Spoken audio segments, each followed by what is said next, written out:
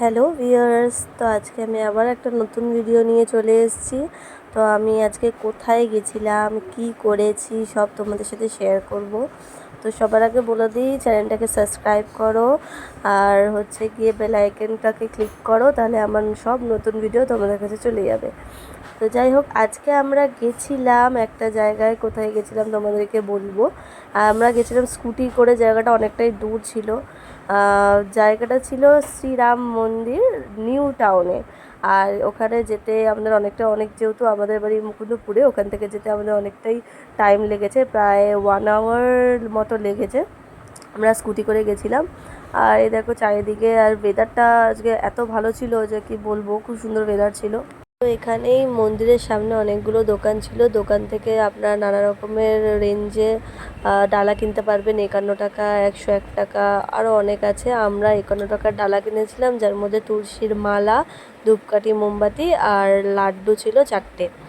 তো ডালা নিয়ে আমরা মন্দিরের ভেতরটায় প্রবেশ করলাম। মন্দিরের ভেতরেরটা প্রাঙ্গণটা খুব পরিষ্কার ছিল। আর এখানে সব জায়গায় রাম লেখা ছিল। আর এখানে সবথেকে আকর্ষণীয় যেটা, সেটা হচ্ছে বজরংবলীর এই বড় মূর্তিটি। এই মূর্তিটা বাইরে থেকেও আমরা দেখতে পেয়েছিলাম, আর ভেতরে এসে তো আরও সুন্দর লাগছিলো দেখতে। এবং এর পাশেই ছিল শিবের একটি বড় মূর্তি।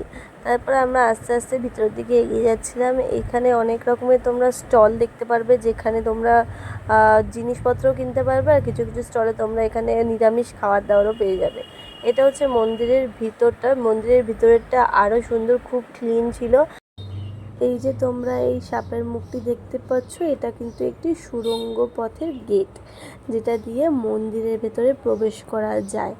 আর এই চারিদিকে কিন্তু রামায়ণের দৃশ্য খুব সুন্দরভাবে ফুটিয়ে তোলা হয়েছে। তো আমরা যেখানে পুজো দেব সেই জায়গাটি আমরা খুঁজে পাচ্ছিলাম না। এদিক ওদিক ঘোরার পরে আমরা মূল মন্দিরে যেখানে আমরা পুজো দেব সেখানটা খুঁজে পেলাম। আর সেটা ছিল মন্দিরের প্রবেশের বাম দিকে, যেখানে তোমরা দেখতে পারবে হনুমানজির পুজো অনেকেই দিচ্ছে। আমরা সেখানেই পুজো দিচ্ছিলাম। খুব সুন্দর কাচের কারুকার্য দিয়ে মন্দিরটি তৈরি করা হয়েছে, আর মন্দিরটিতে নানা রকম দেবদেবীদের তোমরা কিন্তু দেখতে পারবে, যেমন জগন্নাথ দেব, মা দুর্গা, হনুমানজি, শ্রী শ্যাম ও মা কালীর মূর্তি। তার পাশেই তোমরা দেখতে পারবে শিবলিঙ্গ এবং গণেশজির মূর্তি। যেহেতু মন্দিরের ভেতরে ধূপকাঠি মোমবাতি জ্বালানো নিষেধ, এই জন্য আমরা বেরিয়ে এসে ধূপকাঠি মোমবাতি জ্বালিয়ে ঠাকুরকে দেখাচ্ছিলাম। এরপর আমরা ঠাকুরকে প্রণাম করে আরেকটি মন্দিরের দিকে এগিয়ে গেছিলাম, যেখানে হচ্ছিল ভজন। কিছুক্ষণ সময় কাটানোর পর সেখান থেকে আমরা বেরিয়ে এসে বাড়ির দিকে রওনা দেওয়ার জন্য প্রস্তুত হচ্ছিলাম। তো এই 151 ফুটের বজরংবলী মন্দিরটিতে তোমরা আসছো তো অবশ্যই এই মন্দিরটিতে এসে কিন্তু ঘুরে যাবে, আর এসে আমাকে জানাবে তোমাদের এক্সপিরিয়েন্স কেমন রইল। তো আমার এই ভিডিওটি তোমাদের ভালো লেগে থাকলে একটা লাইক, কমেন্ট, শেয়ার অবশ্যই তোমরা করবে। আবার দেখা হবে আমার নেক্সট ভিডিওতে। ততক্ষণের জন্য টাটা, বাই বাই।